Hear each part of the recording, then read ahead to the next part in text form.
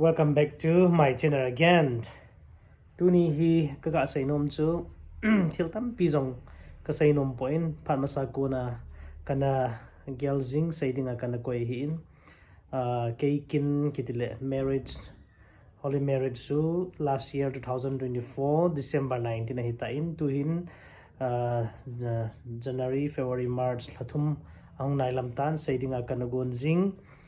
ka phat kilam chang lo zia chu tuni hi kan sei go hi in ti chu pi ham tia hi le haudan thinga jinei hi aphat chum dan ti chom cha ka hin sei no me aji chu khang tha tam pi haudan thinga jinei no ma jinei thailo chuta le nei leng go nei lo zia jinei no ma jong le jinei lawa jinei haudan thinga jinei lo tam pi khang long tam pi am tan puna na umin chi pi ham tia hele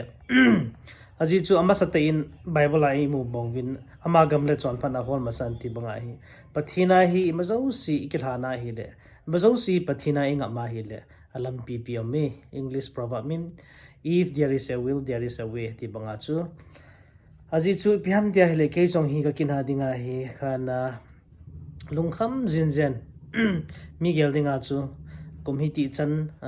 khangdong hin khomang ta gol hang ta chuta le committee chan oza hung panga committee chan ilo le piphem bola hungum taizat pi ki khol do ante ti hin a hin la ke a he sulanga I macha kan hi lo he aji chu committee chan kum sigiran hi hostel ka hin bol tan he jong le kumhlung ke hi point to hi ning kum 2023-24 gal zo apana hi kumhlunga ka hin bol pan hi in hung ki set up pan hi jong le ji hi hostel jong hi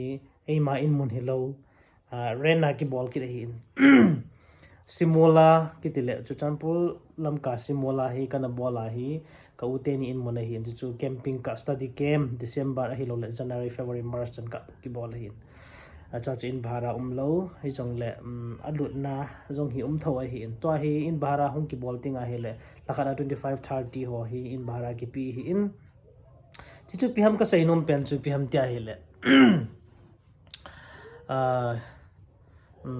aji chu kitchen ke kina dinga hi pathin jala hi pathin ko ma hi ka hin thlan do jinga hi in sumi ti hon jong ela loi le pai ho za tam pi nei na ta na ne ni gel do du ka ta sanin aji chu mim hin jala I macha nei le nga ki songa bol ding hileng ka bol zo lo di ken jong a thing ta sai dinga mi tampi anei zo te ding chun I macha a hi poi ka sum su lo hi ga sai dinga chu 7 to 8 lakhs ki ka hota banga hi in anei zo te dinga chu I macha hi point anei zo lo dinga chu 1 lakh 2 lakh sa ga hol do pu do lo ki mo bei thu hi point a hen la tu nya ka sei nom pen chu pi ham ta hele ke jong hi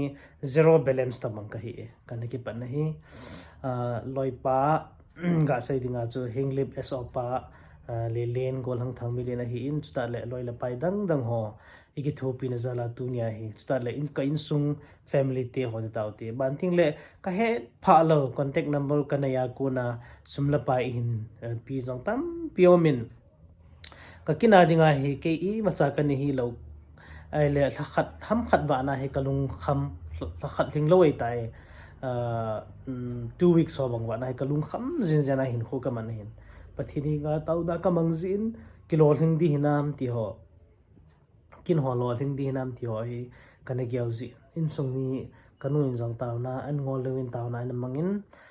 tu ni hin kaga sei do nom chu kanu taw na zala mi tampi chun taw na ni lot nan ti na kanu taw na zala hi chan hi hunglong ka he ti chu kaga sei do no men aji chu jing kan la taw na mangin ama he kanu he jing ka se atu ne chanai kan yawa pana hawina taw na igel do jing ho hin ka u ata pen pa to kanao chan gei ke ho u chasagi ka hiwin pasal li no mai thum I cho si mai chamin sung mai cham hita ta jing ka devotion hita ta san di devotion ta tai ni gel do jing ho hin ka gela hele tunin kamang ta bangin aji chu pi ham ta hele ke hi aya kuna hi sumla pai ki set up ting tam pi al hom ben 3-4 lakh ke ko in cha hi jinei ding ti hi kana plan a hin la hi ding pha chui inga ki na he la chun kum thum de ka nga ki na lai di hin a hin la hung ki pathin thil gun le hin tin loi la phai loi la pai pha khalani ka hin nei na kuna kin ho hung ki bol do hi in stale in sumi te ho support na za la hi chani hung ki ge hi in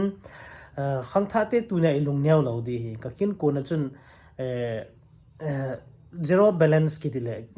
ka sai hap mal mai the hi in som hot som ni lo le zakhat jani sa ha sang ni chu ka wa chom nai jong le hi chu program ho ki pan thei lo hi hi chun tauna hi pathina tauna ki hlot jinga hele ai le ka ki pi holoi le bai ka hung zo lo de he zanga sa ha sa ni hung pangai ta in ka pi hole to ka sei ma banga loi pa so pa thang go lang lilin thang milin hen ke dinga ka loi ngai ta a hin stale go lang runi hin ka loi ti ho chuma kunin ki thopi na nyau ka hin mo in chutale min kanu le ka pa sa akuna jong loi le pai sa akuna jong kanu nyau te ka panyau ti akuna hi in chuta le ka u te ni alha ga sai ding in ka u ta pen pa le aloi no zo man yong i chan kham khanai ai backup hi in chuta le ka u ajnei do ho chuta le kanaw no ajnei do ho nyau hi chun tam ta hi yong len ki thu pi ben hi le chuwa chun ke hi kalung ahung lin cho min nyau khat ne kalung ahung lin cho min mi gel dinga chu how sata nei zo ta dinga mi ni gel in la ge chu sung langa i macha kan hi po hi jong le pathina ki sunna mai chama chu tan ti nei lawa in sung mi ti holoi la pai ta kanu ka pa in ta tan ti nei lawa tauna in gel do jing ji chu program ho hi hung lo thing a hi bo ve tu ni hin khang tha ti ho jong zo khat le lung tha dai na nei po hi ti tu ni jing ka i tauna i lung gel edition la pa chu ni la lang ha ki chai pe ding hi poi la khat nga hanen bible nga hanen lungning in phon lo ti ma chu i nga ha na hele thi le lam pi piau me ti chu kaga sai do no min tu ni hin kin tam pi kana invite no ma ka invite lo tam piau me hi jong le anung sangin ka hin gel do in invite dinga lom ta jong tam pi ka invite lo jong tam pi ma ji chu mi kim khat ana chi masaho ana jinei masaho na sai jiben ikin kun le ilunga meng la nei lo le pi loading ball loading ni ki haji poiti ma bang hi sabang chu ka hi ke jong ka kin kun na chon angol ka bangin koi ka pi a koi ka invite a koi khanam ti chu ka kin ki chain jong 1 month chan ge chu kalung ki tham thei lo he ji chun le kin na ki chai phat le tin hong ki pain thani sunga he kin ho hong ki gonga hong ki bola cha chu hong ki chai hin ji chun pathinin lampi pia gongin dam selen front line hi wangin pathin zarin kat hi jathum amas pena jathum kana taw hin mana somnga alhom ji chun somnga ham katat be kat hi jathum la somnga hi in kana taw hi a hin la pathin zalen ami hong do mo hi sang wala hi frontline chat hi kin line ka ho chu sugnu kom lesson hi lesson tampak ni kitin hi jong le tu hin lesson ni kitin lesson hi frontline kamul ke ho khumul pang cha chu mai le ho tang jinga kititan hi chu hi in ai le ki chat ma hin la pathin zalin khovel la ho hi in lam kalanga ko na hi in tam pin ai hung upi lawa hung dinga ki gung ho zo si jong ai hung up daning ka gialen ka ki pa cho ma jing na hung thei lawa sumla pai ki thu pi ho jong ga sai ding in chun mi a ding ma cha hi jong kya ding na lo pi ma jing ka ti 48,000 nearly 50,000 hi ka account hung lu nin ka account chi ma cha nim lo ta banga hi hi cho thema chu ai le bat la tham hung ki sa ban ting le nyau ho hung ki bol do acha chu program ho hung lo thenga hi bowin program a free a thil ai ki thu pi jong au me cho chu cha hin pha da jing ka tin hi cho chu amon ni ki han na wen tin ji chu ka ki pan ho hi ei pe ha kam chang mai me ya sai chu kanom pon jong la tu ni hin khang tha te ho izat ham khat jinei no madan thinga jinei no ma jinei in sung ha sat ken theina zia jinei theilo tampi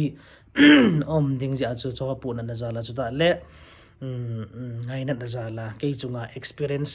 kanai na chunga ne khat ka hin ta la หินติน